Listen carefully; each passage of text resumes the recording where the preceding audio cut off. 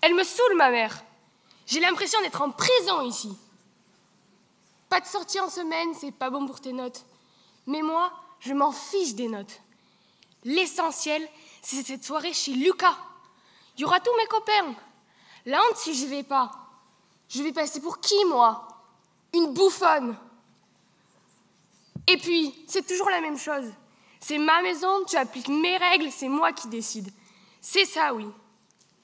Et le pire argument des vieux, mets-toi à la place des autres. Va voir en Afrique, en Ukraine ou en Afghanistan si les jeunes de ton âge ont autant de liberté que toi. Vous avez la belle vie, vous, en France. Allez, va faire tes devoirs. C'est ça l'essentiel. Ben non, j'ai zéro liberté en fait. Ça y est, elle doit être contente. J'y suis maintenant dans ma chambre. Mais si elle pense que je vais faire mes devoirs, plutôt rêver. Et puis, pourquoi toujours penser aux autres?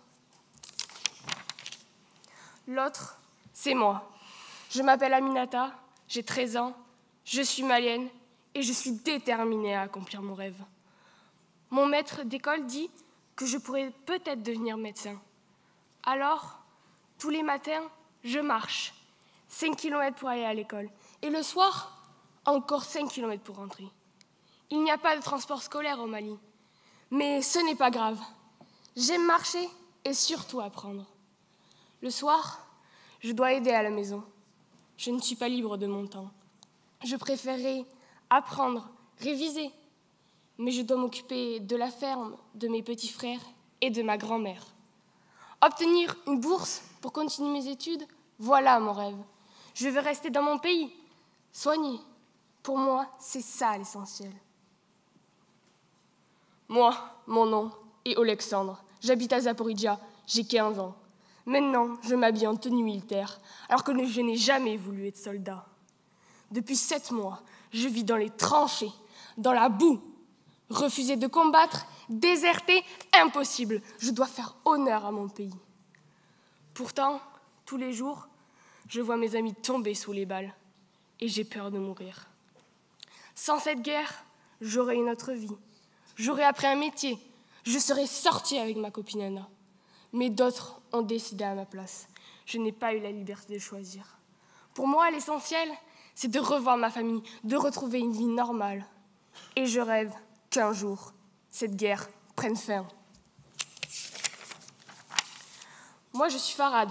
Des libertés au Qatar? Oui. Mais pas celle d'aimer sans devoir se cacher. J'ai 23 ans et j'aime Tahir. Je rêve de sortir dans la rue avec lui, de lui tenir la main. Mais la police arrête, surveille, punit. Alors, sous mon kéfier blanc, ma barbe bien taillée, je me fonds dans la masse. Mais je ne me considère pas comme les autres. Je voudrais que ma famille me comprenne. Pour moi, c'est ça l'essentiel. Je veux rester ici, dans mon pays, mais j'envisage de le quitter pour un autre où on a le droit d'aimer les hommes. C'est ce manque de liberté qui me détruit. Alors le soir, je rêve d'une nouvelle vie, ailleurs, avec Tahir. Moi, je m'appelle Eshani. Je suis afghane, j'ai 12 ans. Ce bébé, dans mes bras, oui, c'est le mien. Je rêvais de me marier avec un beau jeune homme de mon âge. Mais mon père a décidé. Un jour, ma mère, en pleurs, m'habilla de mes plus beaux vêtements. Et on m'a conduite chez cet homme que je ne connaissais pas. Moi, je me taisais. Le soir, quand je me suis retrouvée seule face à lui, j'ai compris. J'avais 9 ans. Depuis ce jour, je ne rêve plus. À quoi bon? Le soir, je suis fatiguée.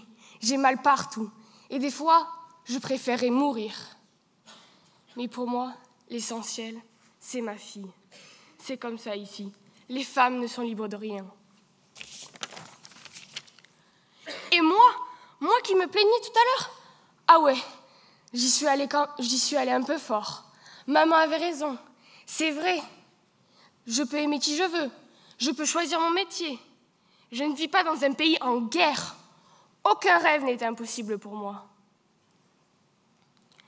Alors, un État, des lois, une société, des droits, mais pour tous, Il n'y a qu'une seule vraie liberté.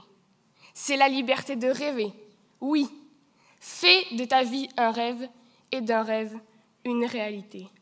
Antoine de Saint-Exupéry. Merci beaucoup.